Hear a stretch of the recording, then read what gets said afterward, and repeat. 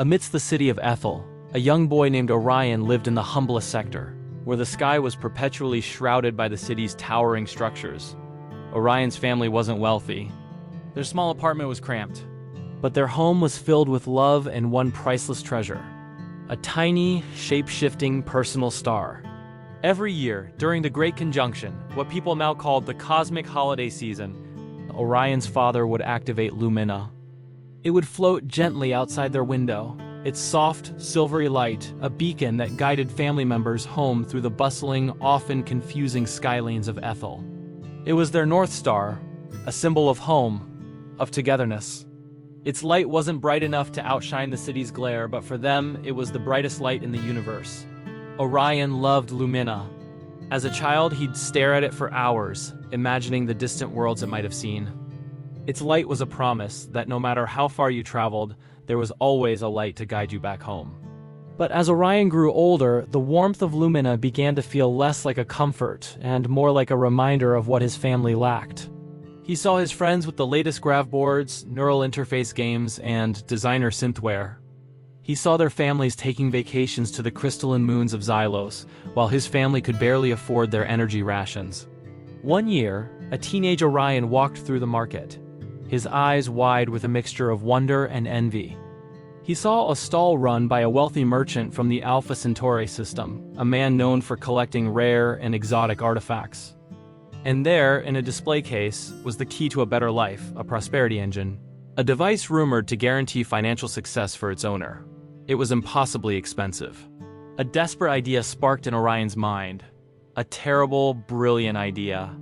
He rushed home, carefully took Lumina from its pedestal, and returned to the market. His hands trembled as he presented the small star to the merchant.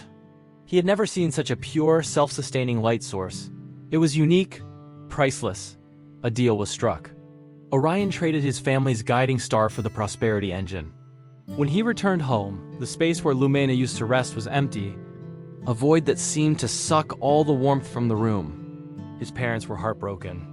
"Orion, how could you?" his mother whispered, tears in her eyes.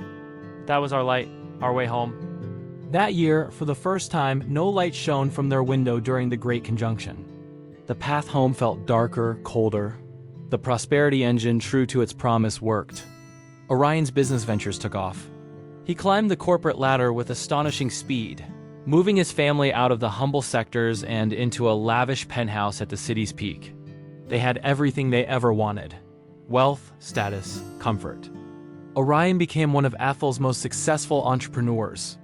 He bought his parents luxurious gifts and sent them on extravagant holidays. He thought he had given them the universe. But with each passing year, something felt increasingly wrong.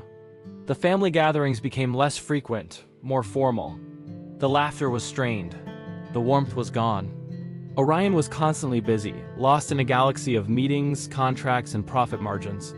He had everything. Yet he felt profoundly empty, adrift in his own success. Years turned into decades.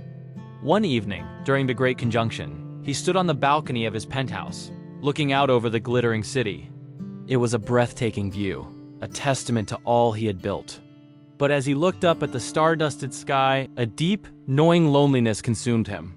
He felt lost. He had navigated the complex world of business, but he had no idea how to find his way back to himself, back to the feeling of home. A memory surfaced, unbidden, of a small, silvery light floating outside a cramped apartment window. A guiding light.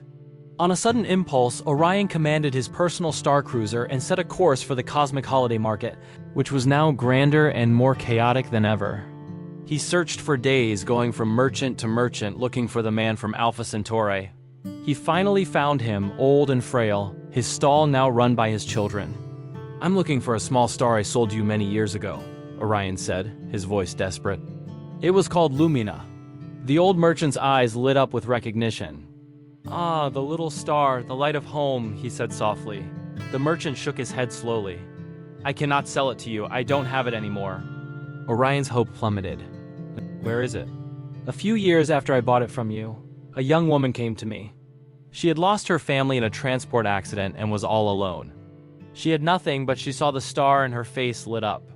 She said it reminded her of the light her grandmother used to hang in their window. It gave her hope."